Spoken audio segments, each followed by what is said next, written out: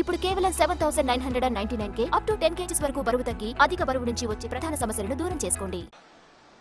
मैं मुख्यमंत्री बना तो इन पट्टों में मैंने स्कूल खुलवाए. मैं आपके बाजू में यानी पता ही नहीं चलता कि मध्य प्रदेश है कि गुजरात है, यहां के गांव-गांव जाता था, भिक्षा मांगता था और घर-घर जाके कहता था कि मुझे भिक्षा में वादा दो, वचन दो कि आप अपनी बेटी को पढ़ाओगे. मैं मुख्यमंत्री था.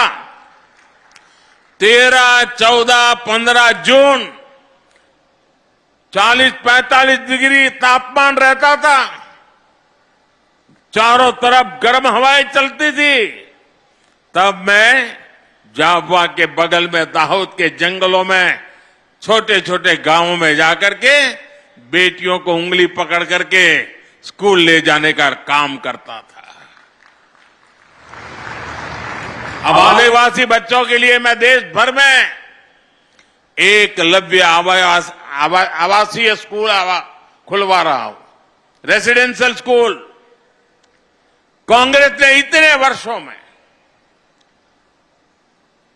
इतने साल उनको काम करने का अवसर मिला था. सिर्फ 100 एकलव्य स्कूल खोले थे, वो भी वहां जहां उनके बड़े बड़े बाबू बैठे थे. जबकि भाजपा की सरकार ने अपने 10 साल में ही इससे 4 गुना ज्यादा एकलव्य स्कूल खोल दिए हैं. एक भी आदिवासी बच्चा शिक्षा के अभाव में पीछे रह जाए, ये मोदी को मंजूर नहीं है. साथियों, हमारा आदिवासी समाज हजारों वर्षों से वन संपदा से अपनी रोजी रोटी चलाता है. कांग्रेस के समय आदिवासियों के उस अधिकार पर कानूनी पहरे लगा दिए गए थे. वन संपदा कानून में बदलाव करके हमारी सरकार द्वारा आदिवासी समाज को वन भूमि से जुड़े अधिकार लौटाए गए हैं. इतने वर्षों से आदिवासी परिवारों में सिकल सेल एनीमिया हर वर्ष सैकड़ों लोगों की जान ले रही थी. केंद्र और राज्यों में दोनों जगह कांग्रेस ने इतने वर्ष सरकार चलाई, लेकिन उन्होंने असमय मृत्यु को प्राप्त होते जनजातीय युवाओं की, बच्चों की चिंता नहीं की.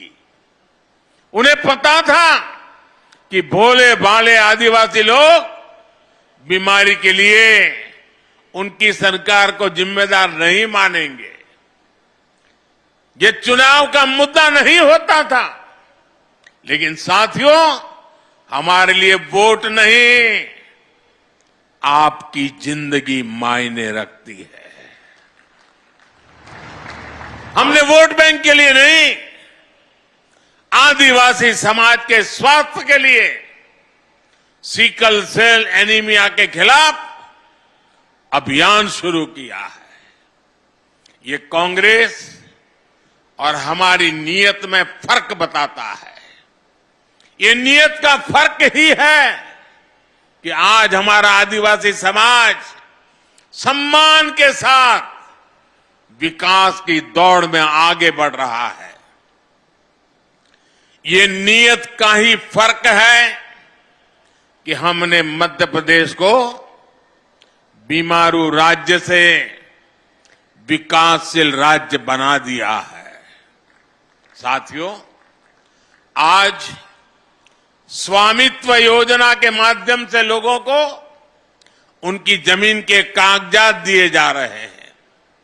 कुछ देर पहले यहां भी 1,75,000 लोगों को स्वामित्व अधिकार पत्र दिए गए हैं.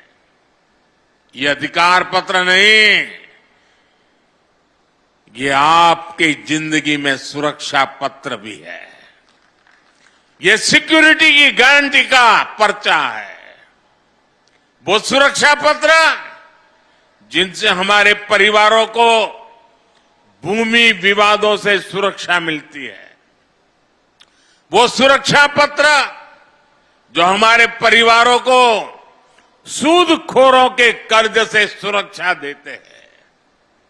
आप पहले की उस स्थिति की परिकल्पना करिए जब किसी व्यक्ति को अपनी ही संपत्ति के किसी विवाद के लिए कोर्ट के चक्कर काटने पड़ते थे। दो पीढ़ी कोर्ट के चक्कर काटने में ही पूरी हो जाती थी। जब किसी लोन के लिए सूदखोरों से मिन्नत करनी पड़ती थी, जब पढ़ाई के लिए किसान को जमीन बेचनी पड़ती थी। आज एक स्वामित्व योजना मेरे देश के गांव गरीब को इन सब मुश्किलों से बचाती है। साथियों, आज जो सबसे वंचित है, सबसे पिछड़ा है, हमारी सरकार में वो सबसे पहली प्राथमिकता है। समाज में जो सबसे आखिरी वर्ग होता था, हमने विकास में उसे सबसे पहला दर्जा दिया। बेटा तुम्हारा हाथ दुख जाए, दर्द करेगा, बहुत बहुत तूने किया।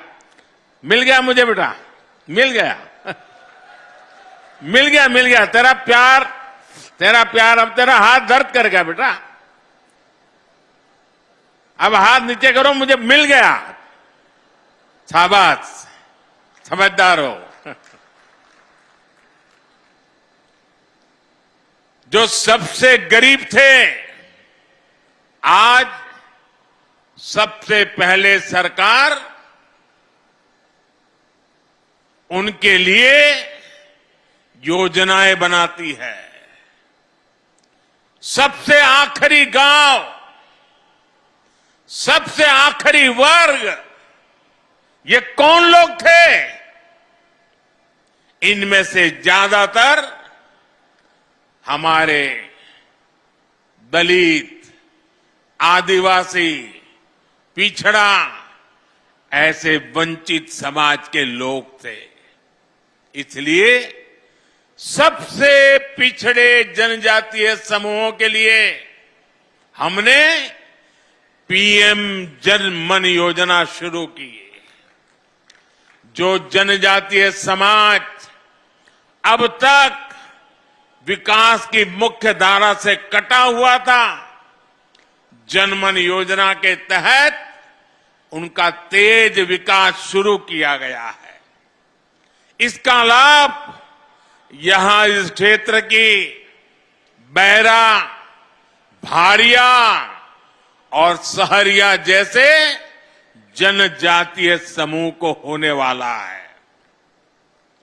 मध्य प्रदेश के आदिवासी बहुल जिलों में हजारों करोड़ रुपए के कार्य पीएम जन मन योजना के तहत कराए जा रहे हैं। प्रधानमंत्री आदि आदर्श ग्राम